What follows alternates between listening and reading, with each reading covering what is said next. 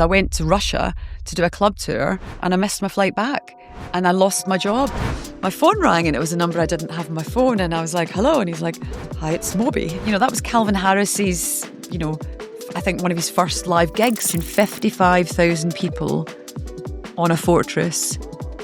Pretty much all of them kept quiet for 16 minutes. That's unbelievable. I mean, the hairs are standing up the back of my neck just thinking about it now. It feels like a very good place to end it, because that hit me a little bit, what you just said there.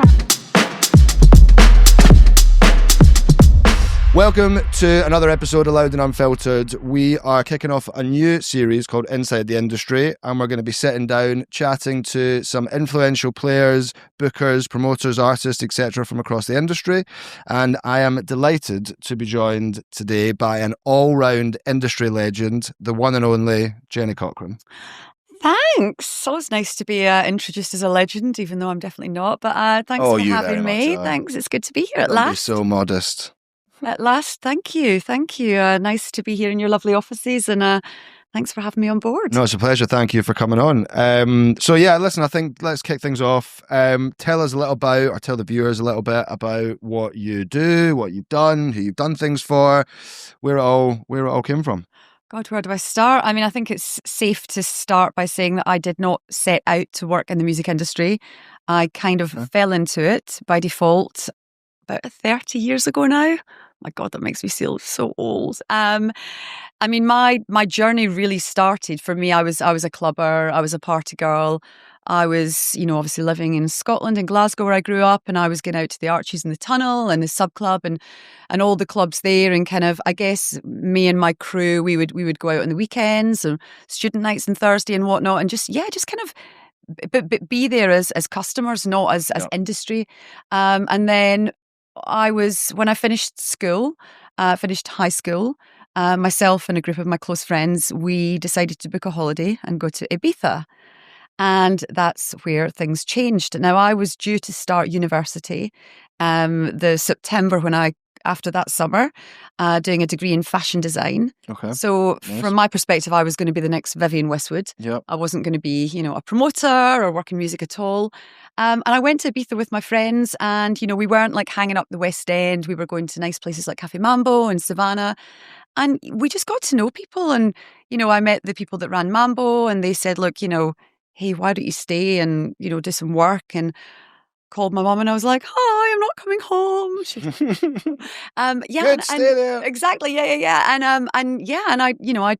I accepted a job working at Café Mambo, selling tickets. And that was years ago when there was only sort of one big club night every night. It was the days before the DJs taking over. So you would have Monday Manumission, Tuesday Money Pennies, Wednesday Renaissance, Clockwork, etc., etc. And everyone bought hard tickets. Digital tickets didn't exist really at that time.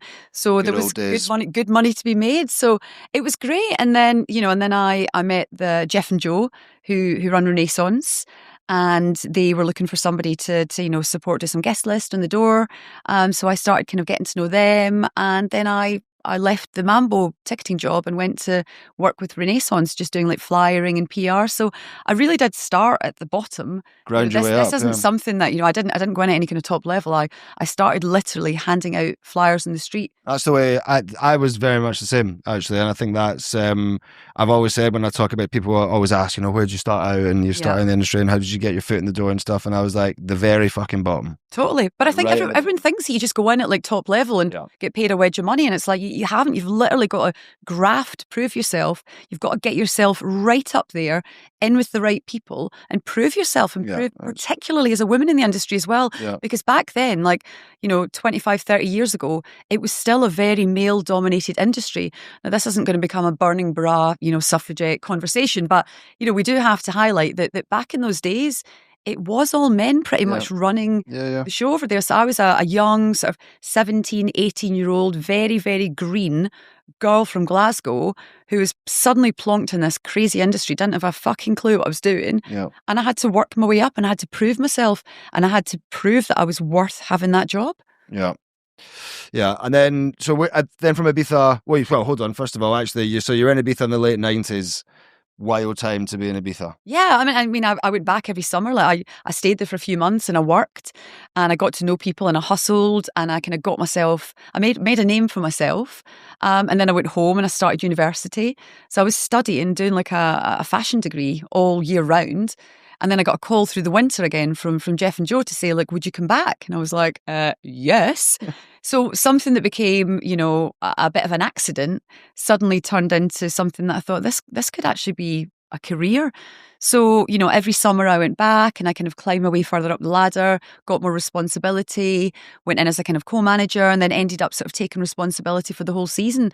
And we obviously had our residency at Pasha then. Yeah. And then back in 2001, we teamed up with Mean Fiddler to deliver the Renaissance Live series at Privilege, which was the first series of live events, I think even before Ibiza Rocks, where we did Moloko and Moby and Kylie and the All Saints. And it was, to be involved in that it was a dream come true for a kid like of my age, like, early 20s. It was insane. Yeah. I mean, throwing in from, not really doing anything in the industry to working with basically some of the, which are, historical legacy, some of the biggest clubs and brand names that are in the electronic space is pretty epic. But you must have some wild stories from that time.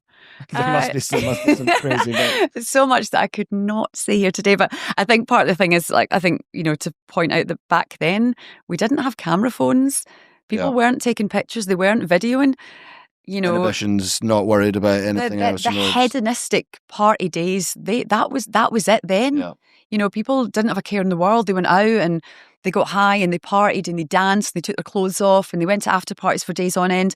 And it was okay because nobody had any evidence afterwards. Yeah. I don't think I've got any photographs before about, 2001, 2002. And any ones that did exist, you've burnt. Yeah, absolutely. I mean, you cannot see the light of day. Yeah. But you know what? Actually, recently, I was chatting with my friend Maria May, and we were talking about the old Death Mix days at Renaissance. And I was like, I've actually got a photograph of an album of photographs back at home of Maria there back in the early days with Judy Weinstein and David Morales and Frankie Knuckles, and I gave her a physical photograph, and we were getting really nostalgic. We were like, my God, to actually have a physical photograph. What is this? Evidence of the days. This thing in my hand. Yeah. But it was trying to swipe. The next one. Exactly. It was like, where is it? But that was the beauty of those early days. Yeah. People did lose their inhibitions and they did have fun because it wasn't like the next day it was suddenly up on Facebook or people were sharing it on stories on Instagram and shaming you for what you'd done. Yeah. It was very much, live in the moment. Tomorrow, that moment is gone. Totally. And no one else is ever going to know about it or hear about it or fucking talk about it ever again. Hooray those stories. Until you come on a podcast, I can chat about them. Yeah, exactly. Well, the ones that you're quite, are for public consumption at least. So you anyway. entice the information out of me. So Ibiza must have been mad, glory days of the island in many ways, I guess, kind of mid to late 90s. But then you kind of made that jump over to London, right? And how did that whole move come about? And you came over to Ministry, right? Ministry was the first place you started in London? Well, what happened originally was I'd finished university and Renaissance offered me a job to go and work for them full-time in the UK. So I moved to Nottingham and worked full-time in the offices with Jeff and Joe and the whole team there. Cool. And they put me in a kind of role of, I was doing kind of bits of PR and marketing and started to do some touring stuff with them. Yep. But I was young and I was a bit naughty and a bit out of control. And I mean, we laugh about it now, but it's the best thing that ever happened is I went to Russia to do a club tour and I missed my flight back. And I lost my job. And at the time, it was the end of the world for me. I literally thought that, what happened with the flight? Any specific reason for missing it? Maybe just had a bit of a late day and myself and the DJ missed the flight back. And I'll never forget Jeff going, I can't fucking trust you anymore, Jen. So, And at the time, it was the end of the world for me. I was like, this is terrible. But it was the best thing that ever happened because it gave me a massive kick up the arse to sort myself out and realise, you know what? This is a job. This could be a career. This is not just a social life for you. So, suffice to say, I'm still very good friends with Jeff and Joe now. I went back to Glasgow with my tail between my legs, having lost my first amazing job in music, thinking I was the nuts. But actually, it was the best thing that ever happened. It really was, because it gave me a bit of a kick up the arse to think what I wanted to do with my life, and realise that the music industry wasn't just a social life and one big party. Yeah. So I went back to my mum and dad's, went back to work in retail for a bit, and then probably after about, I don't know, 6 months or something. I had kind of got together with an old friend who was a promoter in Ibiza, and I moved to London to be with him. And again, not thinking I was going to be in the music industry at all. Yeah. So he was like, "Oh, hey, one of my mates works for this posh knickers company. I've set you up a meeting with the MD." So I went into the agent provocateur head offices to meet up with Nice. Gina, who was the MD. Who, yeah, we just got on really well. And she was like, "I don't really have any jobs, but I really like you. So let's find a way to make something work." Okay. So they were opening a concession in Selfridges, and with my kind of degree in fashion, they kind of just plugged me into the company, and I did bits and pieces of various things. Opened the store in Selfridges, did some bits of head office. And then, again, purely by chance, went out for dinner with a friend of mine from Ibiza one night who was with some other friends, colleagues from the industry, one of who was at Ministry of Sound. Okay. And I knew her from Ibiza, and she was just like, "Look, we're growing our touring and clubbing business. Would you be interested in having a chat?" Yeah. So I was like, "That's interesting." So off I toddled and I met up with her and James Palumbo. Yeah. And before I knew it, I was offered a job at Ministry. Again, completely by chance, not something I'd planned. So I think very much case of right time, right place. Yeah. And I plugged myself into the touring department, which was quite small at the time. Yeah. Not long after I joined, we acquired Head Candy, which from Guardian Media Group, which at the time was a very, very successful creative party brand. And before we knew it, our department grew from sort of 2, 4, 6, 8, 10 people. By the time I left, our sort of 7, 8 years, we had about 20, 30 people in the department, including tour managers, production people. So it was a massive operation doing about 2,000 shows a year. Too big across all the brands. I think it was the first real global brand enterprise of its kind. Sure. And we really helped to kind of create that blueprint. I mean, you had your Defecteds and your Renaissances and your other brands, but I think as a kind of, God, I hate the expression, house of brands. Yeah. We were the first company that had that portfolio of super brands that we toured under the same umbrella. Yeah. And I came, I was followed in your footsteps in the similar department with a couple of people squeezed in between us. But yeah, the size of the team that you guys were working with, I would have loved to have. That was insane. Yeah, I would have loved to have had that. I think at its height, the size of the team that I was ever working with, even from when I was up to running the department, was maybe 6 or 7 of us. Yeah, with a few more, obviously, with tour managers and stuff. And obviously we had the resident DJs and everything. But you had some mega residents as well at the beginning. And this was your first kind of gateway into the booking world, right? Yeah, absolutely. I mean, again, my days in Ibiza and my sort of days even sort of like, working full time with Renaissance in Nottingham, I wasn't booking talent then. I was very much kind of there on a kind of a bit of a PR, marketing, operational kind of trajectory, not actually booking the talent. So getting the opportunity to kind of, I guess, work with the club team and learn how that works in terms of like liaising with the agents, understanding the fee structures. We had residents at Ministry, people like Steve Angello, Mark Knight, Sebastian Ingrosso. These real big artists are now like global superstars who were our residents. Yeah, mad. That they would have, they would have their residencies at the club, and then we would take them on the road. So, I mean, I'd love to think that we played a small part in these guys' career. Careers, for sure. Yeah, I remember first times I saw them as well. Like residents at Kiss the Funk in Leeds when we used to go. It was like our favorite night when we were in Leeds. And all these guys now that we're seeing, some of these biggest artists on the planet, playing little 300-400 clubs and, touring the world with the Ministry. And, it's awesome. Even as clubbers going to these things, you like to think, I saw him when he was playing to 200 people in this venue. And, now he's playing, it was my ticket that made that happen. And, me booking it. And, I'd like to think you've got a little bit of involvement in there. Definitely. But that's why we do it though, isn't it? It's like, we like to think that we are a small cog in the big wheel of this multi-billion pound industry now, but we've been doing it long enough to think, well, we must have done something right along the way. We can't have fucked it all up, Yeah. So, and I think, we talked in it about it earlier that, love or loathe Ministry of Sound, it is the best education you will ever get. Absolutely. They train you and push you and pull you harder than any company you could ever imagine. And at the time, it feels really harsh, but actually, myself, you, a handful of other people that were there in those sort of, that sort of 15, 20-year period, we've all gone on to do really, really well. And it's that training and that education that we got there, which again at the time was really brutal, that's given us the skills and those transferable skills to be able to go on and work with other companies and do other things. Yeah, definitely. We've had a few people on the podcast from different eras of ministry across that period, and everyone, the stuff that everyone is doing, every single person that was over that 15-20 year period is just right across the industry doing incredible things, and everybody has got a lot to owe ministry for that learning and development and the experiences. I definitely wouldn't have done it without them and without those experiences. So yeah, thanks James, and thanks James, thanks Lohan. Thanks Lohan, yeah. So yeah, ministry was kind of where it all kicked off for you in the booking space, right? And then you've kind of gone on.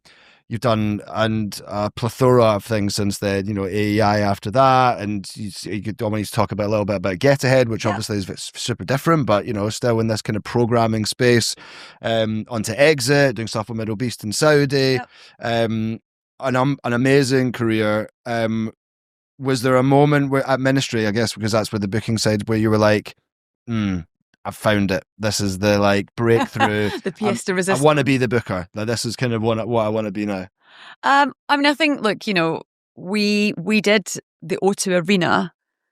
Was it 2000? The Millennium, no? No. Wait, I wasn't there at the Millennium. 2009, I think it was. Andy Blackett was still booking the club, and Andy is now obviously head promoter, killing it at Fabric 15 years later, and I was running the touring division, and we as a team put on the O2 Arena Ministry of Sound. That was Calvin Harris's I think one of his first live gigs. We gave Example his first live gig. I remember seeing that lineup. Actually, it was a ridiculous lineup. It was ridiculous. We had it was Calvin. We need to try and find this. We need to try and find that lineup image so we can chuck that in. Yeah. It was amazing. It was like Calvin Harris, Example, Plump DJs, Justice, Eric Preds. Oh, wow. I mean, it was insane. So for me, that was a real career highlight to be able to be involved in something like that. Yeah. We promoted it with AG.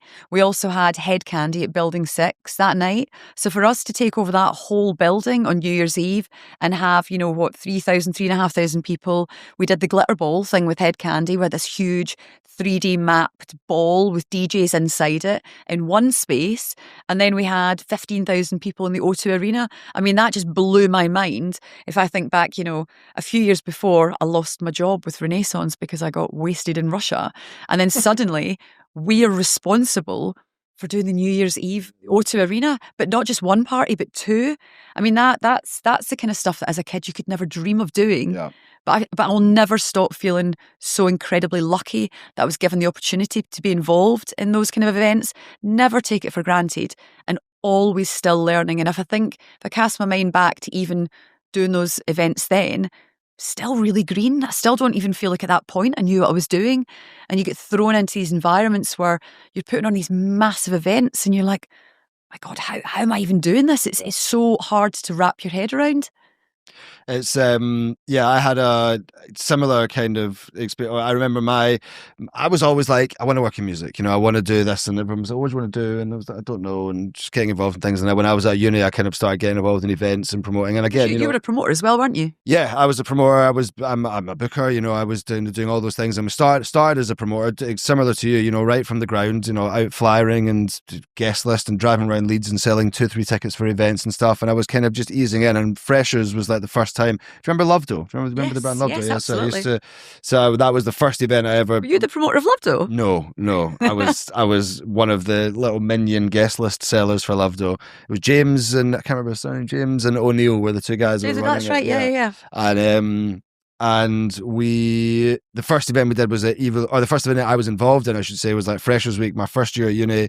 And they'd booked Maceo from De La Soul was headlining the show and packed out the venue. I'd maybe sold like 2 tickets for that event, right? But I remember the feeling of standing on the stairs with the promoters. Knowing that you sold 2 tickets and you had contributed to that event. Contributed, but it was, smaller scale than the O2, obviously, but just standing on the balcony looking down at 2,500 kids and students in this venue. Maceo, I love hip hop, so have to have Maceo as that first gateway, and I was like, this is it. Like, I want to do this. I want to book those DJs. I want to put these people in this venue. And I was like, that was totally me off. The eureka moment. Yeah, that was very much the eureka moment. But not everyone has that moment. And then, it goes forward, filling out festivals and selling thousands of tickets and massive arenas and stuff. And you're right, it is often like a pinch me, like, yeah. But still now. How the fuck did I get here? Like, it's crazy. But ministry was, interesting. I mean, we came in and I'm like booking events all over the world. It was like in every single territory, like crazy territories, like Mongolia, like really weird. You did Mongolia? I never did Mongolia. Really weird. How did you end up doing Mongolia? No, I've got no idea. Like I left that lead for you. Yeah, But ridiculous territories, and I was like, are we just like everywhere? And they're like, yep. That's kind of it. And I came in, there was like 6 of us, we're kind of splitting the world between us. Yeah. And it's like going everywhere. But, you've now done, you've booked for stuff in London, you've then gone global, ministry and AEI, you're booking global tours for a variety of different brands, different genres. And then obviously going to Exit and Middle Beast and very different, like polar opposite territories. How have you found, booking is so different everywhere? It's not like audiences are different, everything. Is there a territory that you loved booking in more than others? Or is there any like real differences that you've seen, like mega differences that you've seen? I mean, the irony now is that so I work for myself. And I work with 2 amazing organisations, which I'm really, really blessed to be able to work with. I've worked with Exit on and off for 15 years, which started actually when I was at AEI. We developed a partnership with them. And then I left in 2019 to work for myself, and then was asked back to work with Exit, which was a dream come true. I was able to take on the responsibility of like booking and programming the main stage, which, can you imagine, like Exit Festival, one of the bucket list festivals for artists or for anyone to be involved with. It was incredible. It's been incredible for me. That's been such a journey for me in terms of my like developing myself personally, professionally, throwing myself out of my comfort zone. Such a variety of acts as well. God. You've come from, I guess, like booking DJs predominantly, Totally. Right? And now you're like booking some crazy acts. We were just talking about, Wu-Tang and Prodigy. Yeah. That I work with. I mean, I obviously I'd launched. Well, I mean, we'll touch on Get Ahead, but I'd launched this incredible mental health initiative called Get Ahead, which is for the music industry. When I was at AEI, my job I was at after Exit, and after ministry, and I thought I'm going to work full time in mental health. And then sort of off the back of COVID, Dusan, who owns Exit, had sort of called me up and said, we need somebody in London. Would you consider coming to work with us? And I was a bit like, oh God, I'm a philanthropist now. I'm saving the world and my mental health and fast forward, 48 hours, I was putting in offers for Cardi B.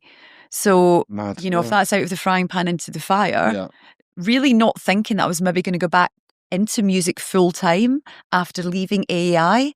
I thought I was going to just focus full time on the Wellbeing side of things. So that's kind of like after, a few years of a bit more focus on, still events, but after launching Get Ahead, going into kind of corporate wellness.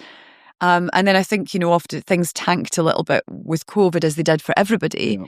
And I thought, actually music's where my heart is. It's what I love.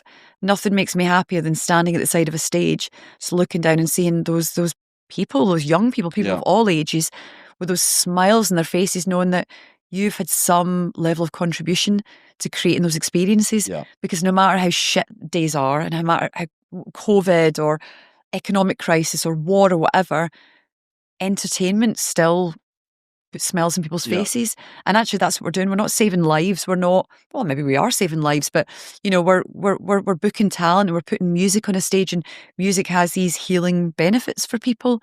You've seen Fatboy Slim's just launched his new initiative where he is doing like DJ courses for people who have severe mental health problems. And it's, increasingly, Sam Devine, she's just launched her, she's launching a new kind of idea around, sober clubbing, and increasingly the music industry is getting behind Wellbeing. So I think, I've gone off on a bit of a tangent there, but I think, Exit's been a really, really special opportunity for me to work in. The Balkans is a very poor economic setup, so we haven't got big budgets to work with. Yeah, it must be super challenging. We were talking before about the contrast, and you're doing stuff with Exit, Balkans, really low budgets. Yep. It's a different type of conversation to what you're also doing stuff with Middle East and the Middle East and Saudi, and that's Totally. gonna be even if it's just perception, it's money, money, right? Totally. I mean, everyone sees Saudi and they just see money. I mean, obviously, the gateways have really opened up for entertainment in Saudi in the last sort of 6, 7, 8 years. Yeah. I think the first fully ever sanctioned dance party only happened about 10 years ago. Kids couldn't dance, women couldn't drive. Yeah. And, I've been working in Saudi now. This is my 4th year working on XP Music Futures, which is the kind of educational 3-day music conference that Middle East runs. This is our 5th year this year. And every year I see the difference that we're making over there. We're creating this healthy, sustainable ecosystem. But it's challenging because a lot of people are still nervous about coming to Saudi for obvious reasons. The cultural changes, the laws, etc. But real positive change is happening, and we're seeing it more and more each year. But also everyone thinks that you've got so much money to play with. Yeah. And we don't have. We're trying to bring it into more of an industry standard when it comes to, encouraging people to come over, to network, build bridges, meet new people, create cultural exchange opportunities instead of just coming for a payout, which it was at the beginning. For sure. And do you find I'm sure there'll be times, you're talking about similar artists at similar times, and I'm trying to book one artist for Exit and the same artist in the Middle East, and you're talking to the same agent, potentially, maybe Pop different an extra agents. couple of zeros on. Yeah, exactly. Do the agents get it? Do they understand? Does that struggle? You go, well, this offers this, but this offers this. Is that like a... I mean, I don't think there's ever really been a situation in parallel when I've been trying to book. I try and keep both of them very, very separate. Yeah. I think, many people like myself work with, a couple of different clients. There's not many people these days who are on the payroll with a company and just do one job. Yeah. I think, my two roles with Middle East and with X are very complementary for one another. I would like to think that my roles with each supports the other. Yeah. My young colleague Militza, who's a superstar, who's one of our bookers on Exit, she's coming over to Saudi in December to be a judge in our DJ competition. Nice. As one of her initiatives, and it'll be great for her, a real eye-opener to come and see culturally and what happens over there, particularly as a young woman in the industry. Yeah.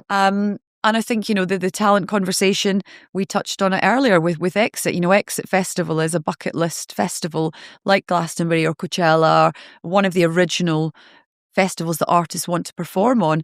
And, I can have conversations with agents for years about a specific act when it just doesn't connect because the money isn't there. Yeah. But then there's that moment in time where they'll reach out to us and go, they want to do it now. Ready. They want to do it now. They're ready. And we've had those big moments in the last few years. We've had those moments with, Tiesto played the 25th anniversary this year, and he's never been because we could never make it. I know it. I know. Can you believe it? Can't believe that was 25 years. That was the first time. It's crazy. Exactly. But we could never make it work. But then he really wanted to do it, and he played like a 3-hour set, and it was magnificent. Was he on the dance stage in the main stage? No, he was on the main stage. Amazing. But again, Exit musically has really progressed over the years. Years ago, the main stage would be your live acts. You'd have Motorhead and Robin or, something like that. And then you'd have like drum and bass music in the main stage. Yeah. But now, the last 4 or 5 years, we have all the big electronic and EDM acts. Yeah. Calvin Harris and Afrojack and Tiesto and Alesso, they've all been on the main stage. Yeah. Because those acts, they don't sit on the dance arena. The dance arena is your very underground techno, hard techno now. Indira Paganotto, Sarah Landry, Carl Cox Solomon. Those acts wouldn't necessarily sit in the main stage until this year, actually, where we actually put that new genre of kind of hard, fast techno on the main stage you said to support the Prodigy. Yeah, that's crazy. I mean, you never... I Hate Models and Trim. I Hate Models and Trim. It was insane. I mean, I Hate Models, honestly, never thought I'd say it. Loved his set. Did you? Absolutely loved it. Did you see like a big audience changeover from that? No. From the all No, it's the same. I Hate Models trains. We had hard techno on before the Prodigy, and then after. And what was lovely to see was that audience combination of like, the Prodigy, they're such a big name over there. I mean, they're my favourite band in the world. I absolutely adore them and have been lucky enough to work with them for many, many years. And they have got real reputation, a real sort of reputation in Serbia, history with Exit and the country, and have performed there for 30 years. So, we had them back this year as part of our 25th anniversary, but what was really important for us was to do something a little bit different because we'd had them there 2 years ago. So rather than that was the I remember on that, just to touch on that quickly, I remember that was the first time I've ever really seen this with my own eyes. But that was the first year we started working with Exit, and you and I were on the same flight, and we were flying over with the Prodigy guys, and and it was the first time I'd ever really seen fans in an airport properly stood there, and like they'd all got like hint that they were coming in that flight, and I came out the terminal, and they're all there with their signs and everything, and I'm like, oh, it's for me. But you know what? That's what I love about the Prodigy is that they keep it real. They fly in Air Serbia. Yeah, they ain't getting no jets anywhere. Yeah. They are an act that they keep reinventing themselves, and their show is better every time I see it. They are they just headlined Glastonbury. That was one of the best things I've Were you there? I was there, yeah, and it was absolutely insane. So good. It was just unreal. I watched it on TV. It wasn't there. It was unbelievable. Yeah, but it's so great working with acts like that for years on end that constantly reinvent themselves, and this year to see them working on a lineup with fast techno and these hard techno young kids, and the audience loving both. I've seen this actually. There's a couple of festivals and promoters we worked with, and there's like it's interesting to see how you always kind of think that audiences are massively completely segmented by genre, right? But then there's a huge audience crossover, techno and breaks or drum and bass, massive. I didn't realize how big it was. It's a similar, it's the same kind of speed, right? And then, but it's just slightly different. But it's I've seen the events and festivals where there's programming which I would never really have thought before of techno artists playing in between or back and forth with DJ drum and bass DJs, and it's like it's seamless. It's seamless. It works. The audience journey works. The thing is, musically it works, and I think typically the audience will stay for both. And that's what we're trying to do now with Exit is look at what are those genres that you can pair together that kind of attract a young and an old audience, and that's as events, as festivals, as bookers, as promoters, that's what we're trying to do, right? Yeah, we're trying to make sure that we constantly adapt and make sure that we're not only are we engaging with and keeping our die-hard core fans, but we're attracting a new audience as well. Yeah, and I think gone are the days of older people coming to see a heritage act. Smart acts like Sex Pistols, bringing Frank Carter in to be their front man. Yeah. Had them booked them this year, and they were absolutely unbelievable. How were they received? Oh my God, it was so good. It was so good. You've got a bunch of old guys on stage, and then you've got this young front man who's absolutely bonkers, pinballing about the stage, so much energy, and the energy in the audience was unbelievable.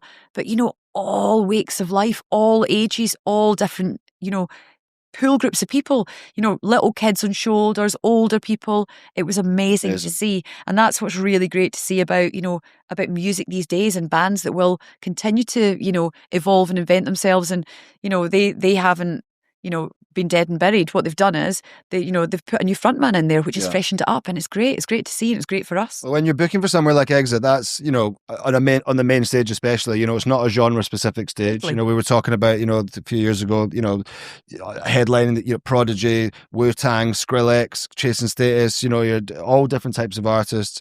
Really eclectic audience on that main stage as well, that you're potentially they're not always waiting and watching, they're not going to spend the whole day at the main stage. But do you find you're booking, or do you find it easier, or do you prefer booking when it's much more genre specific, or when you're trying to be a little bit broader in who you're trying to appeal to?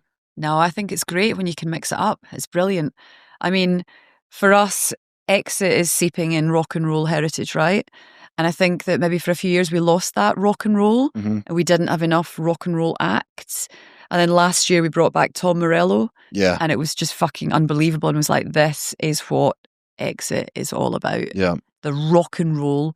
But then you've got Tom Morello, and then you've got a big EDM act. You've got Tom Morello headlining one night and Alesso the next.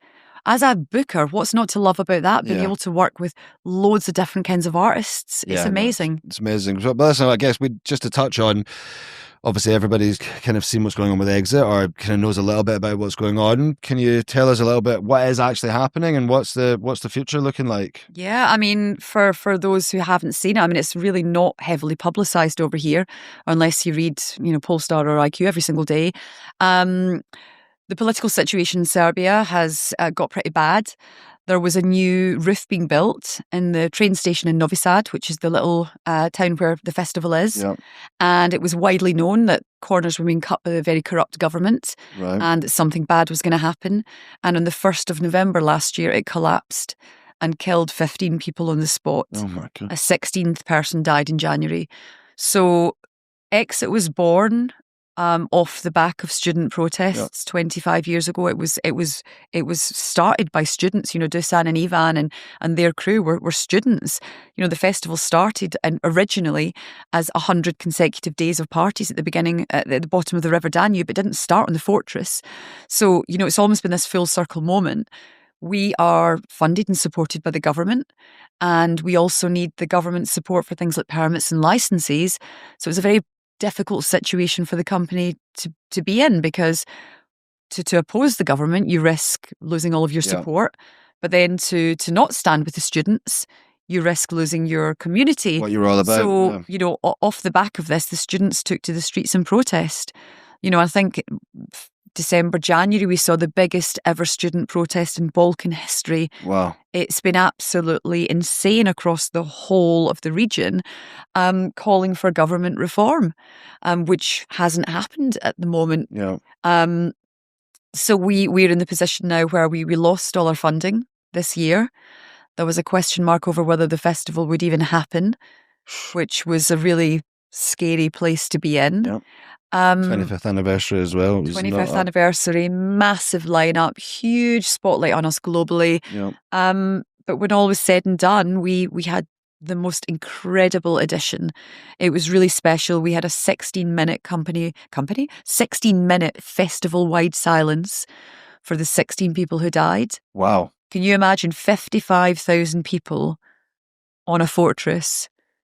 Pretty much all of them kept quiet for 16 minutes. That's unbelievable. A hugely coordinated effort across and it was probably, I don't think in my lifetime I'll ever experience something quite as powerful as that. Was it like a standstill moment? Yeah. As in literally you stopped for 16 minutes? Everyone or did people stopped. just get on about? Everyone stopped. Wow. We had on all the screens, we had a holder saying Novi Sad remembers with the date.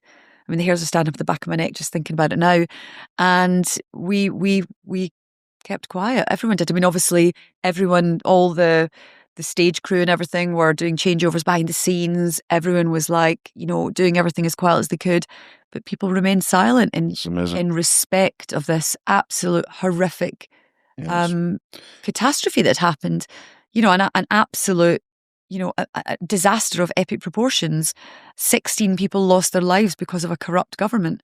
And it's obviously approaching the anniversary now. So the protests will start again. So the result of that for us is that we have to leave the fortress for the time being. Hopefully we'll get back at some point. It's our home. But for the meantime, while the same government is still in control, we have to move out. What that has done, though, is given us opportunity to launch new events in new territories. So Exit's going on tour. Yeah. We've already got Sea Star Festival and No Sleep Festival and a handful of other events that we do operate. We're not just Exit Festival. Yeah. But we're launching. We're doing a festival in the Pyramids of Giza next year. Amazing. And we're about to launch. Can't really say too much right now, but we're about to launch what the global tour is looking like, 3 or 4 other new festivals. So, this. So watch the space. The Exit is not gone fully. It's Exit in exile. Yeah, but it's, Exit in exile. The crisis that we're in has given us great opportunity. And I think it's enabled us to sort of put our hands up and listen to new offers and I think unless you put yourself out there are so many territories that are desperate to work with us. Well, must also be exciting for you now because, over the years you've worked everywhere. You booked events all over the world, and and some incredible and probably some very strange and wild territories. But now you can go and take that expertise and go, not there and there. Not Mongolia. Yeah, not much. I definitely wouldn't advise it. It's not an easy place to run an event. Is there anywhere you would really love to go, love to take it, that you've loved booking in before? I mean, it would be great to do something in summer, like, I don't know, like Bali or Thailand or something like that. But I think, we've got some really incredible new events we're launching. And I think, I've worked in Egypt on and off for years. We had a big operation there with Ministry. Yeah. But I never thought I'd be doing an event actually on the Giza Pyramids. The pyramids, yeah. So that's really, really special. And the lineup we're putting together for that is it's the first ever multi-stage, multi-day festival in front of the Great Pyramids of Giza. And there's some other really cool stuff happening. So yeah, it's a very exciting time for the group. Obviously, lots of times of change, but with change comes great opportunity. Yeah, for sure. And I guess sticking in we've ventured over to the Middle East. That's a nice segue into you being at Middle Beast. And that's, I guess you joined there 4 years. You started working with them 4 years ago, 5 years ago? This is my 4th year working with the company. Weirdly, an old friend of mine from Ministry of Sound is the reason I'm working there. Okay. An old friend. Ministry family tree working exactly. Its magic. I was asked to do a reference for a friend who was going for a job there, and I had a call with the HR people and they tried to recruit me on the spot. That was in the early days of Middle Beast, and I was reluctant. Hadn't done my homework, didn't really know anything about it. Only sort of, knew what I read in the papers. Yep. But I became curious, like so many now, and understood that there is great positive change happening over there. Yeah. And that, they're creating this unbelievable ecosystem for, the next generation of music creators, curators, artists, entrepreneurs, in the region by bringing people like us over to kind of try and impart our expertise and educate and support and offer some guidance. Have you found what you perceived it as with, what the news and the media and everything was like, and versus the reality, were they just totally not the same? I mean, I think, look, there's still an enormous amount of whitewashing, isn't there? And I think that you've really got to go and see it for yourself. I mean, the first time I went, I was pretty nervous. It all seemed perfectly normal until I went into the queues in the airport and I realised I was in the men's queue, not the women's queue. Right. But actually the days of women having no rights there, that's not really the case at the moment. I mean, our company is probably about 70% female leadership. Yep. Within our organisation, it's predominantly females within our programming team. Yep. And the opportunity is so exciting. There's so many great new events and festivals, creatively, culturally opening up for Saudi is growing, whether you want to be part of it or not. And I love my time there. I love going over there. We've got an amazing team. In addition to the event, we have an incredible portfolio of initiatives that we run. Yeah. Artist manager boot camps, where we're giving, the next generation of, artist managers the opportunity to go through like an intensive boot camp to win an opportunity to go on and win placements with these big companies. A female mentor program, which is creating this, this safe space and this community of women and artists in the region to share best practice, knowledge, opportunities.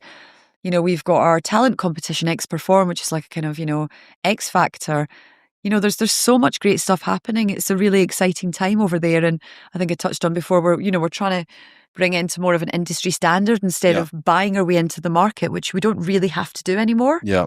Yeah, we've been working with the guys there for a few years as well, and I was pleasantly surprised to see the diversity in the team makeup there as well, and I think it's incredible, and it definitely feels, huge investment from the Saudis in global culture and entertainment, Western culture and entertainment, I guess more so, sports, entertainment, fashion, music, culture, whatever it is, comedy, darts seems to be the next big thing. Totally, but that's the thing, it's entertainment generally. It's just entertainment in the region is booming. And as you say, it's not just music, it's arts, fashion, culture, innovation, it's diversity and inclusion. The whole sort of spectrum is absolutely booming now. And I think what XP Music Futures represents is a little bit of all of that. Yeah. And to your point about, diversity and inclusion, gender balance is the number one KPI for us when we're programming. Yeah, okay. Not just with the day program, with the panels and the workshops, but with the night program as well. Do you have that goal in any other territories that you book in, or is it specifically Middle East where you're kind of looking at, this, gender equality online? I mean, everywhere, everything I do. I mean, I'm a mother of 2 girls. I've grown up in a male-dominated industry, and where at times you've had to shout louder to be heard, and you've had to take, knowing, if I knew then what I know now about, leaving jobs, and the person who took my job was then on 30 grand more than me, and it was a man. Yeah. I want to create a more fair landscape for women in the industry. And I've been involved in mentor programs over the years, and, helping give young women the opportunity, particularly encouraging them to know that you can have a family and you can still be a badass in the industry, because I think there's still this taboo and this perception about, if you want to, sit on the board and have a seat at the table as a woman in the industry, you can't have a family. Bullshit, you totally can. You absolutely can. You work hard and you play hard the same way as a man would. Yeah. A lot of the stuff that people say to me, I'm like, would you say that to me if I was a man? But back to your point about gender equality, it's something I look at in everything I do, even with Exit Festival. And I think it's getting harder and harder to put female headliners on a stage, because your female headliners now are those artists that are selling out their own stadium shows. Yeah. Your Dua Lipas, your Lana Del Rey's, your Charlie XCX's. It's not that we don't want to get them. It's just that they're doing so well in their own careers now that they're selling their own stadiums and arenas, as opposed to, they'll maybe take a Glastonbury, or they'll take like a one-off show or something, but like one of those flagship events, but they're not doing festival bookings like they used to. So I think there are incredible amounts of female talents out there. But I think as promoters and as bookers, we've all still got a better job to do to put more equality on that stage. For sure. And I've always found it difficult to, not difficult, but, how you balance that properly, right? Because yes, in an ideal world, I want my lineups to be as diverse as possible. Yeah. I want to make sure, male, female, black, white, whatever, race, backgrounds, Yeah, sure. ethnicity, whatever it might be. But, I still need to sell tickets. Of course. Right. And that is as a booker, that is my first and foremost priority. I've got to sell tickets, whether whoever I'm booking it for. And, as much as I want to support and I have supported equality, whether in race, blah, blah, blah, blah, they've got to hold their weight. Of course. Yeah, and if they don't, I've never been about just booking someone for ticking a box, because I just don't see I don't think that is counterproductive. Of course. Right. And I think that, and I've found, I don't know if you found this as well, but I found, I think there's agents, not just agents, but, across the industry, they've in some ways taken a bit of advantage of the fact that people are trying to be more equal.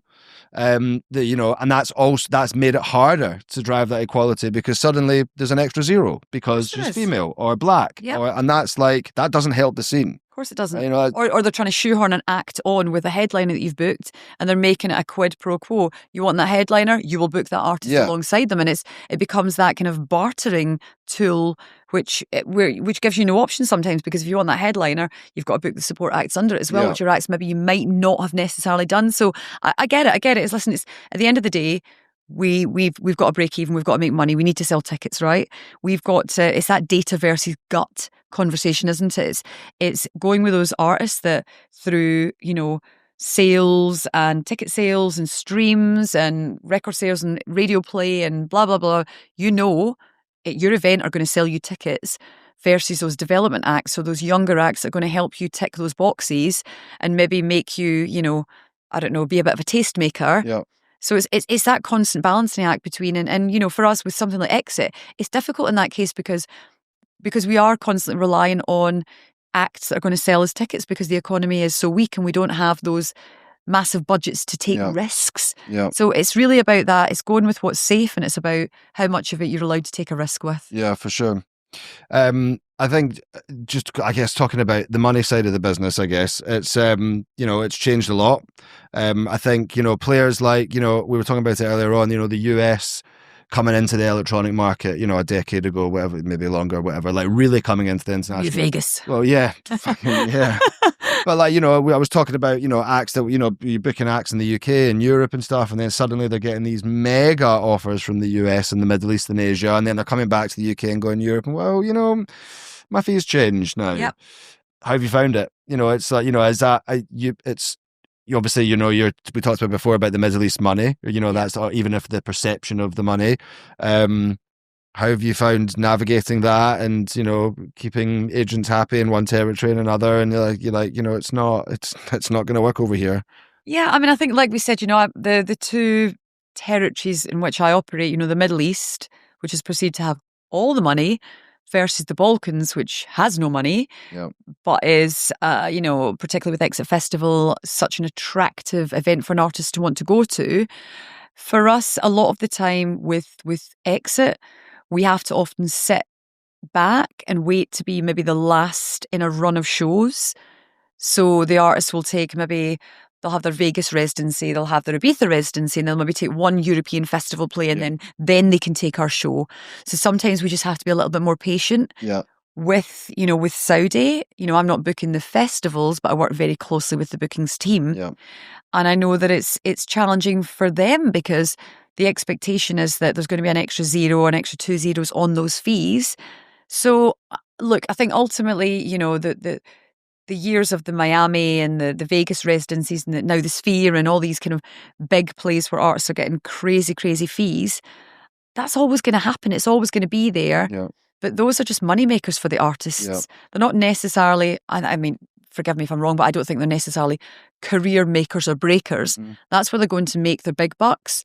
And then they're going to come and they're going to do your Glastonbury's or your Exits or whatever, which are maybe not the big money makers, but they're the image drivers. They're the cool ones. They're the ones that are going to give them the profile and where they're going to have some damn fun as well. Yeah.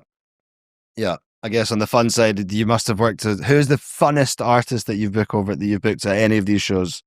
Oh God, the funnest artist. You must have had some fun with some of the artists that you've booked over there. Wu-Tang Clan were quite fun a couple of years ago. Never thought in my life I'd ever book the Wu-Tang Clan. They were a rowdy bunch. Always have a lot of fun with Skrillex. Yeah. Always. Sonny's been at Exit a few times now, and we always have a lot of fun with him. I don't know. I think, I'd like to think I pride myself in building relationships with the artists we work with. I think it depends on who they are, what their scheduling is. A lot of them are just very much in and out. A lot of the time, you don't really get much chance to hang out with the artists. Yeah. Again, it depends who the agents are and if the agents are there. But again, I think the fun days, shall we say, were back in the day. Artists don't necessarily have as much fun now because it's all caught on camera. I think, we've done some crazy stuff over the years. We've had some crazy one-off shows. Like I told you, we did a cave rave with Dub FX years ago in Exit, where it was like a kind of last minute thing we decided to do. We did a silent disco in one of the caves at the bottom of the fortress, where we were like the Pied Piper. We grabbed people from the audience as we went to the cave, and we brought PR there, and fun things like that. We've done over the years. Had a lot of fun with Moby in Ibiza years ago. Yeah. Again, had to pinch myself. That was a moment I'll never forget. I was really young and really green. It was when we did Renaissance Live at Privilege, and I was like massively starstruck by Moby. It was in his real heyday. And I was sitting down at the bass bar in Ibiza having drinks with friends the night before the show, and my phone rang, and it was a number I didn't have on my phone, and I was like, hello, and he's like, hi, it's Moby. Oh my God, Moby's calling me. And he was like, I'm here. Can you take me out? So I've never got on the phone so quickly in my life, calling around all the clubs. I need a table in the VIP. I went and picked him up from his villa in the middle of nowhere. And we went out, and we basically went round every single club in Ibiza, rinsing the VIP tables and the hospitality, and then ended up, I think, Talamanca Beach in the morning, where he went skinny dipping. You join him? No, I didn't go with him, no. I was trying to think, did I have a photograph of it? But, just wild times like that, I don't know, would that happen now? I mean, that was what, 25 years ago now, and if Moby passed me in the street, he wouldn't know me if I fell in his soup. But those are memories which are ingrained in my brain forever. Which would you remember you if you went skinny dipping with him? Possibly. Yes. I kept my kicks on, thankfully, for everyone around. But those you have those memories, those core memories, which we'll never forget. And you think, I kind of feel sorry for a lot of young people coming into the industry now because they're not going to have a lot of those experiences like we had. The industry's more sensible now. Artist riders, they've got ginger shots on them. They don't have a lot of the naughty stuff on it that we used to get asked for. And those code. Like we were talking about this the other day about something. It's code words now. It's code names. It's not quite as upfront as that, but there's still some code words in the few riders that I've seen kicking about. But yeah, I think I get the sentiment what you mean though. Yeah. So listen up. The fun days were great. Back in those days, driving around the island with Sasha and Sander Kleinenberg and Dave Seaman and all the big prog house DJs that I grew up with working for Renaissance. Nobody cared about drinking and driving back then. I mean, it's horrific to think about. We were just, hedonistic. We were just going wild. We were just having fun. Now you wouldn't even sip a glass of, take a sip of a glass of wine in Ibiza and get in your car. Yeah. People are sensible now, quite rightly so. Yeah. It's a very different industry now to what it was when I first started out, which is good and bad. The industry now is it's a serious business. I'm not saying it wasn't 25, 30 years ago, but the days of getting on a flight and, going and getting partying with DJs on the other side of the world and missing your flight, that doesn't happen anymore. This is what we're talking about as well. Like there's this perception of what the booking job is. What happens behind the scenes. It's all this glamorous. Oh, you're going to pick this artist and then you're going to go out and get smashed with them in Ibiza and take them skinny dipping, and which might have been what it was back in the day to an extent. But it's not that. It's a grind. It's a grind. It's hard work. It's really, really hard work. I mean, thousands of emails, back-to-back meetings. The process to book one artist, particularly these bigger artists, it can be 6 months in the making. Yeah. Hundreds of emails, numerous phone calls, loads of headache, heartache, tears along the way till you finally get that confirmation. Yeah. And even then, that ain't happening until you've got ink on paper, until you've actually got countersigned contracts. The booking process it's hard, it's competitive.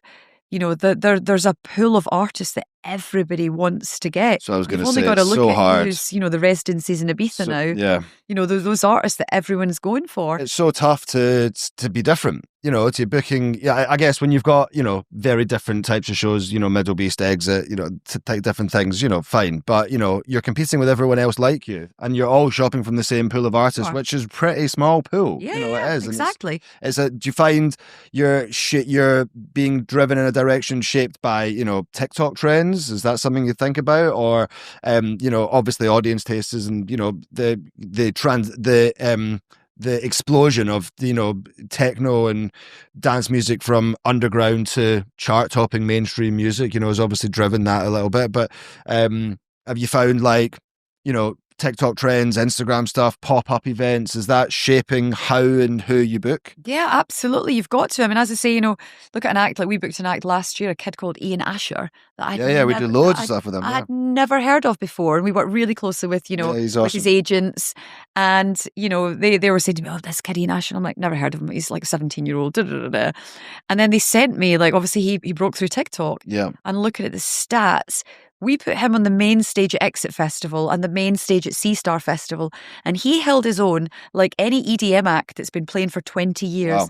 And I think that shows you how that platform can make you or break you. For sure. And it's, it is that you've got those acts that break through TikTok, and then to your point about those smaller acts, those boiler room artists, if you can break like a boiler room and break the internet through, one of those streams or one of those shows, that's your gateway to then getting a main stage booking at a festival like Exit. Yeah. Yeah, for sure.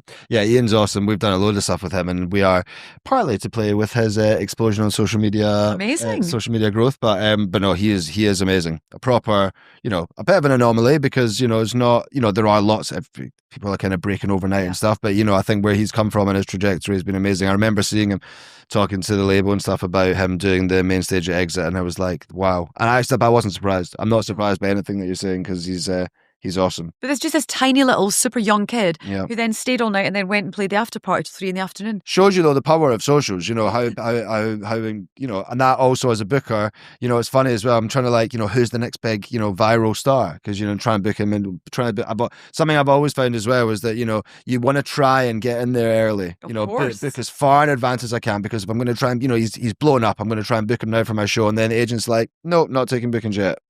Yep, they're going to sit tight and wait till the money comes in, or you miss the trick with them, or you miss like we you know, with Exit a lot of the time, because, you know, we'll sort of look at an act that's maybe breaking, but because they haven't got any presence in the Balkans, we won't take a risk on them. Yeah. And then the following year, they're too big for us, like a Fred again or somebody like that. So those acts that they absolutely catapult overnight.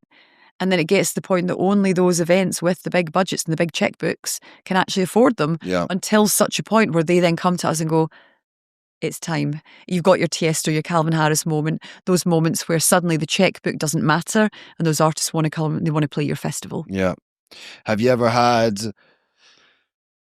a crisis, like something, you know, you've got to kind of navigate around it, something's happened, logistics have gone to shit, an artist is ill, or, you know, whatever it might be, then you've gone pivot quickly, like what's your crisis, like jump on quick, we've got to solve this quickly? Anything like mega that you've had to resolve? Is there like have you got like a process of, okay, I'm going into my crisis mode now? I think ultimately events are, you know, there's so many different elements to every event.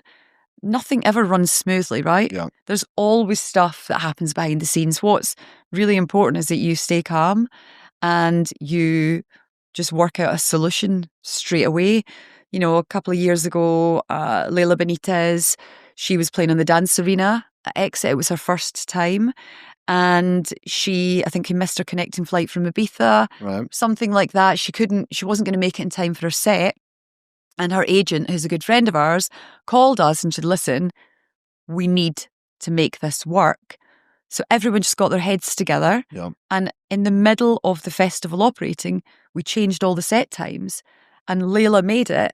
And she played. Oh, it's giving me She played the famous. I know. And she played the famous Sunrise set. Wow. Which, you know, is what, you know, Solomon closes, Black Coffee, you know, the biggest artists in the world. And Leila, who's obviously huge, she was meant to play an earlier set and she ended up playing the Sunrise set and she absolutely killed it. Wow. So I think, you know, I wouldn't call that a crisis. That's some pivot though.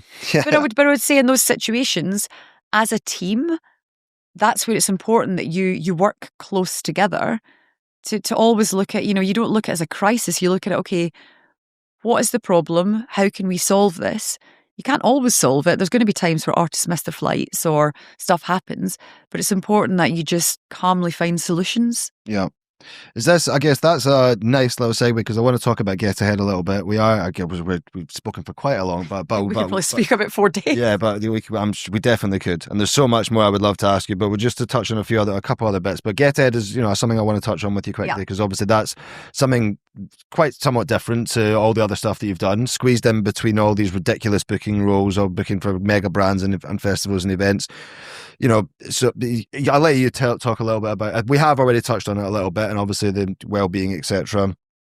You know, burnout's a very real thing. You know, we've seen it. You know, artists like Avicii. You know, on an extreme scale, I guess. But I guess that was the thing, wasn't it? You know, will we ever learn from our mistakes? Will we ever learn about how to put, you know, safety nets and best practice in place and safeguarding for artists, for the music industry generally?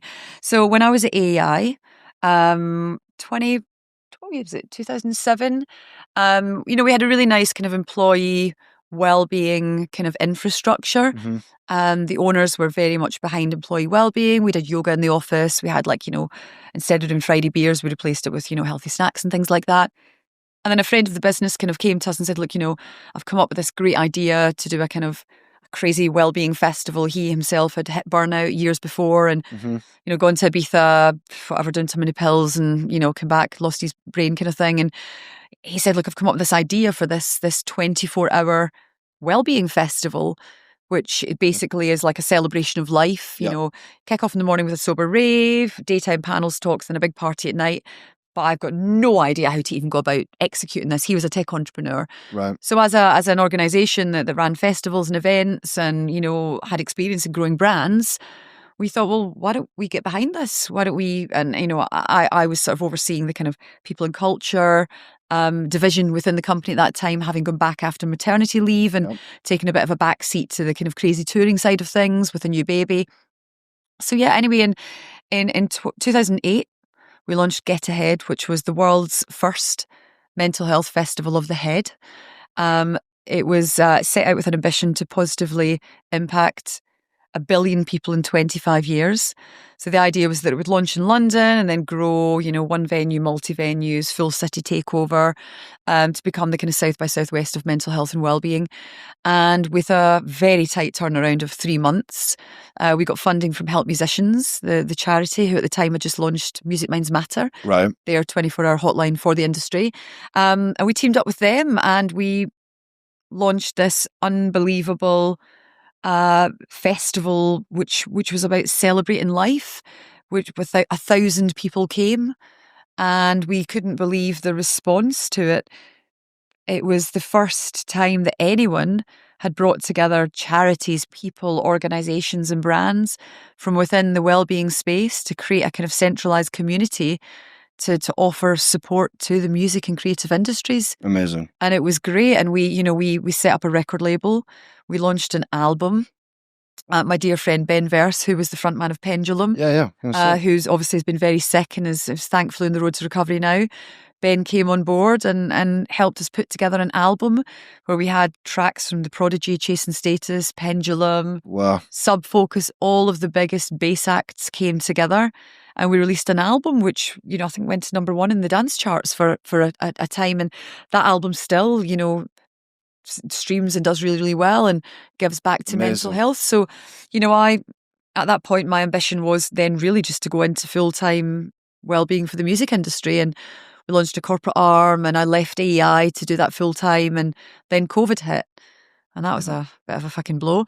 But yeah, continued to do it even through COVID, launched online festivals, online panels and talks to kind of continue giving back to the industry.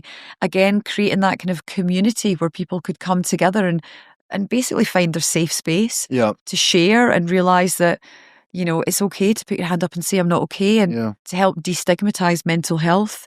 And I think have you found doing that has, I guess, as you said, a lot of the time, people don't want to talk. No. People, men in particular, I guess, I think, we're bad talkers, don't like to open up much. Have you found like doing this has given people like, I can come and talk about it? Have you had artists or people, not just artists, I guess, but people who have come to you since then and going, thank you for giving me this like ability to see that I can come and talk about this? Totally. The first few years we did the festival, the amount of people who reached out afterwards. We had people who said, coming to your event has changed my life. I've changed my career off the back of coming to Get Ahead Festival. Artists that have come to us and said, I would never have known how and where to get help. And I think that's for me, if through running Get Ahead for the last 8 years has helped save one life, has helped get one person the right help through seeing that signposting through one of our events, through the social media platforms. We have a podcast series as well, which we haven't done much with for a while, which we should get you on as well. For sure, but just through that community we've built up, that a lot of the organisations and the people that have met through working with Get Ahead are off doing new initiatives together, running new businesses together. It's great. And we've had so many big artists and so many huge spokespeople from the community. We had Michael Acton Smith, who's the guy that runs Calm, ex Moshi Monsters. He came and did a keynote at the first ever Get Ahead. So the portfolio of people that we've had involved and supported us over the years has been absolutely world class. And the amount of people, I didn't do a festival this year just because life took over. I've got 2 young children, very, very busy career. But I did a panel actually with Exit. Exit recently won the Take a Stand Award for their Life is Live campaign about digital addiction. And we hosted an online panel on World Mental Health Day last week with UNICEF, the EU Commissioner, IQ, Greg Parmley was involved, myself and Sam Devine, Yeah. the artist. And it was such a gorgeous discussion about well-being and mental health and what we can collectively do to give back and support the next generation. And, with like digital addiction itself, alcohol, drug addiction, these things are real Yeah. problems. And we have to collectively come together to create initiatives, opportunities, events, platforms to get that information out there, Yeah. to get that information into the right hands. Yeah, absolutely. So yeah, that actually kind of moves me nicely onto you balancing yourself out. Obviously, Balance. yes, but managing burnout, managing all these things that we're talking about that you set up Get Ahead for, as a booker. Booking artists all over the world, traveling to events and all over the world, and doing crazy things. Managing artists, looking after them. Not just as a booker, I guess, but in the events you've been involved in, and the tours and shows that you've been involved in setting up. How have you stayed grounded? How have you managed, or have you stayed grounded? How have balancing your personal life, having kids, etc. It's not easy. It's not easy at all. I mean, it's not easy, but I think if you love what you do, which I'm so lucky that I continue to be amazed by the industry I work in. I continue to learn, and I never think I've got all the answers. I think what's so important is always to be educated by other people and to listen and personally improve yourself.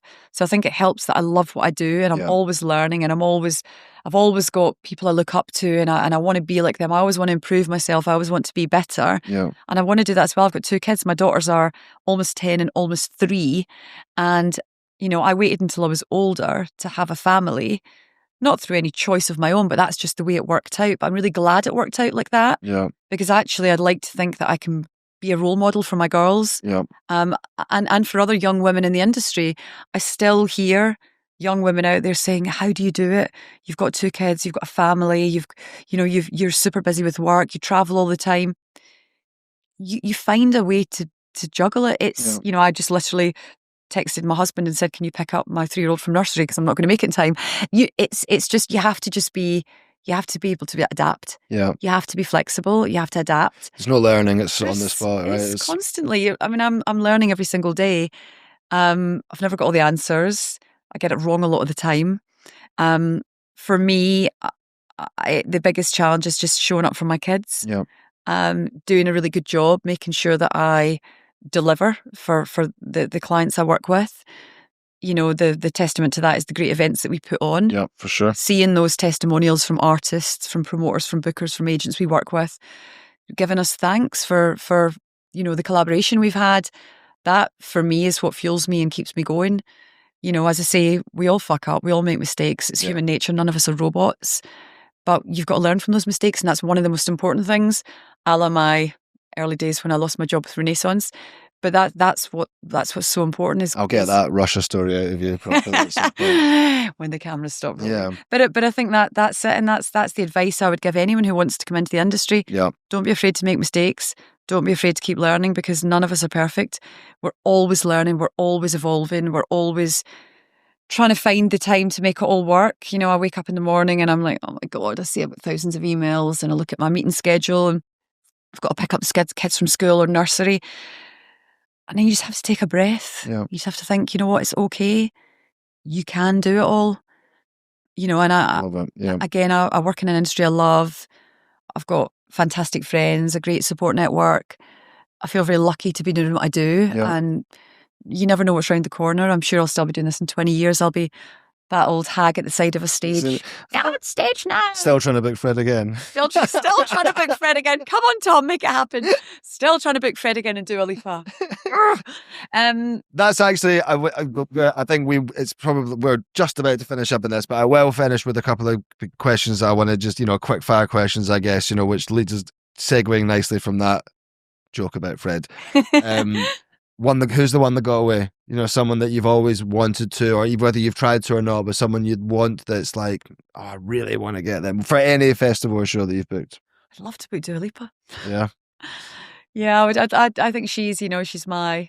Oh no, actually, Dua Lipa and Lady Gaga. Okay. Yeah. I'm a bit of a pop princess at heart. Yeah. Okay. Bit of a pop princess at heart. I took my 9-year-old to see Dua Lipa recently at Wembley, and it was one of the best nights of my life. No, I absolutely loved it. Absolutely loved it. Yeah, I think those big pop legacy acts like a Lady Gaga or a Beyonce, those new fresh pop acts like Dua Lipa, who are doing it for the next generation. Yeah. Fred again, of course. There's so many artists out there. You win some, you lose some. Yeah. I've been so lucky in my career to work with the best that are out there. I've worked with Motorhead, I've worked with Moby, I've worked favorite act you've ever booked? I didn't book her, but we worked with Kylie. We had Kylie at, when we did Renaissance Live back in 2000, 2001.